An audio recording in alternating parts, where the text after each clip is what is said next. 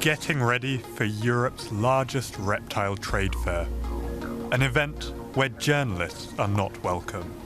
Worst case, we get kicked out. I think realistically, they're not going to do any more than that.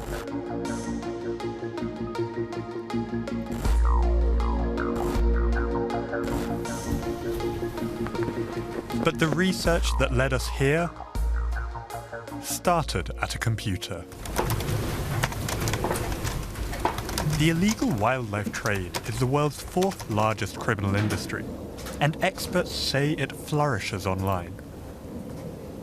In Germany, most wildlife offered online is of live animals, particularly reptiles. Some are protected under international law because their populations are threatened. How easy is it for people like me, who can't tell a turtle from a tortoise, to find animals for sale? Most adverts we saw pointed to a reptile trade fair called a Terroristica in the small German city of Hamm that takes place 4 times a year. Here we met a biologist from animal rights organisation Pro Wildlife to talk us through what we'd found online. Many species we saw for sale are protected under international law or are native to countries where their export is banned. In one post, a furious buyer complained that the reptiles he'd ordered didn't arrive as expected.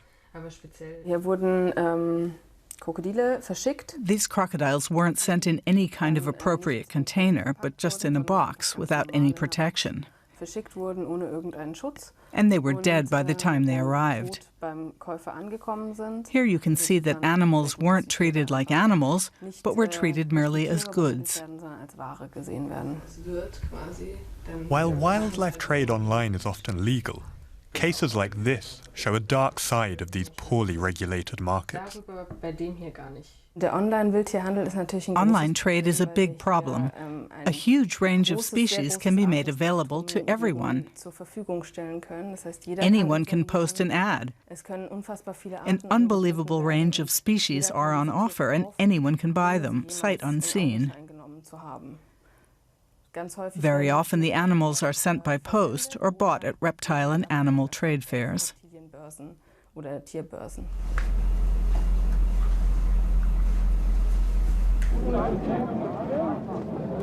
Even before the Terroristica has opened, animals are already changing hands.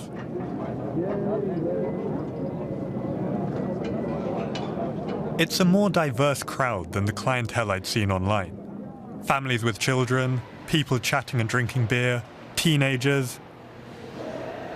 But inside, it's the animals that grab your eye. Many reptiles were visibly distressed, scratching against the sides of their containers and trying to escape. Some were kept in small, empty boxes, even though the Terroristica guidelines require animal boxes to contain hiding places. The price tags reached into the thousands of euros.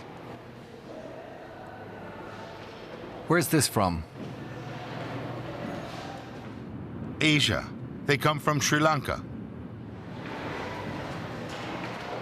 Species like this critically endangered peacock tarantula were mostly described as captive bred, not wild imports. But verifying this is tricky, both for buyers and authorities. Once an animal has arrived in the EU, it can be legally traded, even if it were smuggled out of its home country. In Germany, lawmakers have simply failed to protect animals that are protected in their home countries. The law here doesn't recognize that these animals are protected abroad and doesn't ban people from trading them. Some animals brought to the Terroristica are traded away from the eyes of officials. The Terroristica organisers did not respond to a request for comment. Their guidelines require traders comply with German law. But with deals taking place in car parks and under tables, policing this is another matter. After the fair, we showed our footage to Pro Wildlife, who identified protected species for sale and told us a legal grey zone lets unregulated animal trade thrive.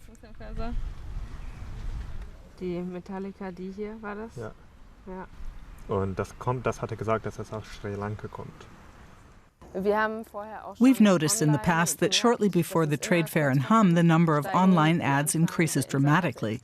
And very often the parties agree that that's where the trade will take place. Most adverts we saw leading to the Terroristica were in closed Facebook groups. Facebook refused multiple requests to comment, but did delete some groups after we contacted them with screenshots of suspicious animals. Many more groups are still active. Are ads as well, or is it ad Recently we've brought in a few, yeah. And Tech companies face challenges policing the wildlife trade.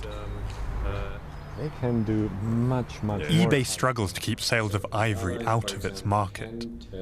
But animal welfare groups told us they haven't found live animals there. It's not like in a social network where you have closed user groups that you can enter by invitation only. That's not happening on eBay. So anyone can check anytime any listing that is listed on eBay, right? And that is, for bad actors, of course, like a big risk. I was surprised by how little weight domestic laws carry internationally, and how that means protected animals slip through legal cracks. What was more surprising was how easy a beginner can find animals online and pick them up without supervision.